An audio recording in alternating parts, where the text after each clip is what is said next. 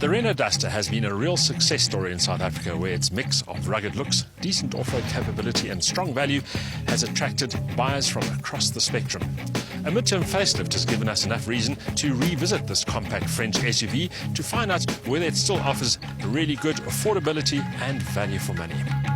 A compact SUV is a natural match for a country where the great outdoors continuously beckons, but also where deteriorating roads favour something a little more rugged than your average family hatchback.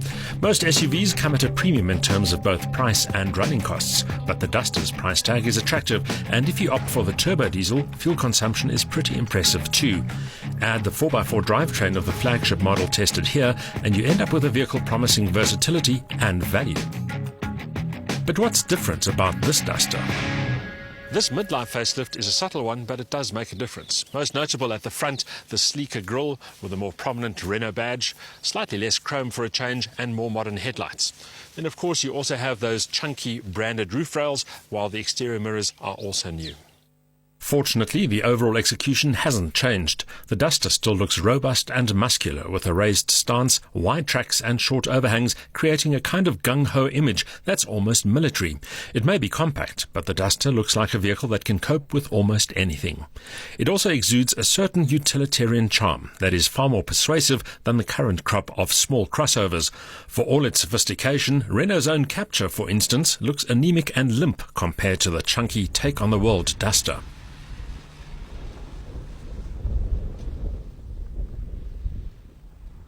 But that gung-ho attitude does come at a price. And that price is paid in refinement and finesse. Don't get me wrong, this top-spec 4x4 dynamic model has all the bells and whistles, from USB and Bluetooth to central locking, power steering, a colour touchscreen display and more. But it's the execution that lacks sophistication and flair.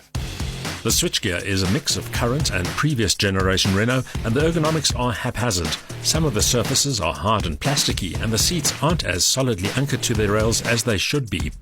On the move, noise levels are intrusive, and you'll need to turn up the sound an extra notch or three to drown out the windrush and road rumble.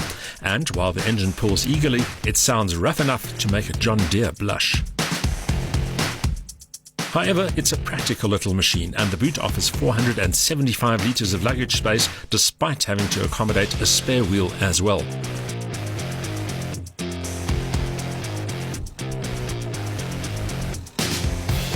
Its noisy nature aside, there's plenty to recommend this 1500cc turbo diesel engine. It produces 80 kilowatts of maximum power, together with a whopping 240 newton meters of torque, which means there's always plenty of urge on and off the road. And as far as fuel consumption is concerned, the factory figures suggest that it's pretty frugal too.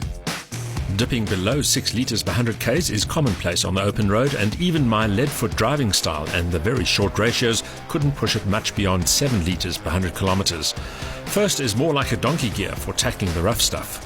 The 4x4 system automatically divides the torque between the front and rear axles, or can be locked in 50-50 front-rear mode to boost traction. For urban use, there's front-wheel drive only as well.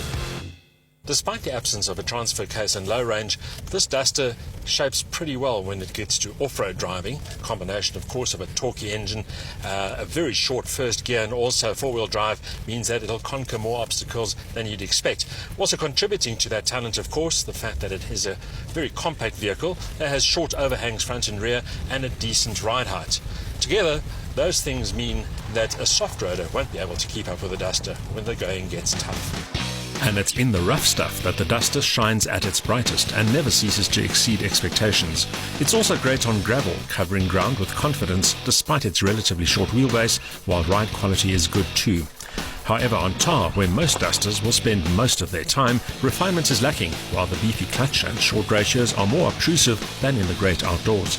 Renault claims a 12.8 second 0-100 km/h sprint time and 168 km/h top speed. The handling is workmanlike but won't win any prizes. The steering is vague, the suspension a little crashy, and the brakes not progressive enough. But does it really matter? The Duster exudes a rugged charm that encourages adventure and heading off the beaten track. It links that to a higher level of specification, keen pricing, and of course strong value. No wonder it's selling in droves, and this latest version is only going to add to that momentum.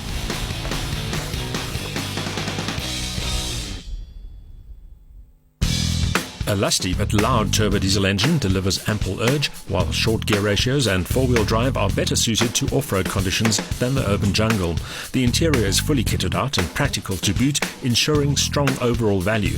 But refinement is not the Duster's strongest suit, while the cabin execution is notably lacking in French flair too.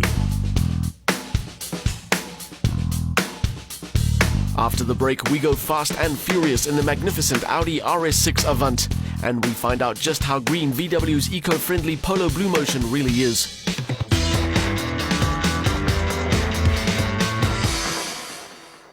This summer, I am returning to you with the most thrilling of adventures. I've fully packed it with my renowned predictability. I've added in a bit of my lack of thrills. And I've topped it all off with my habit of making no mistakes. I am a Continental tire with maximum braking performance. Now I've been downgraded to playing Dan Nicol and Odd Matthews in the ocean here in Mauritius. I can't go to the garage in my pajamas anymore. As entering the room, I was trying to fight the tears back. I still say that 95 was one of the greatest World Cups I've ever been to. I like to think of myself as the Barack Obama of Krugersdorp. The Dan Nicol Show every Wednesday at 7 only on Supersport.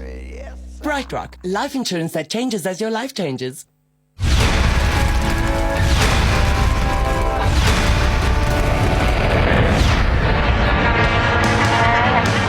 20. Great ball in! And they've opened the scoring. Kalisa Mayo put it over the crossbar in the first half, but he makes no mistake here. Oh, lovely header from Mtata, man. Tries to play the big shot, and it's huge. There we go. And another big shot. Will this be four? Yes, it will. There we go.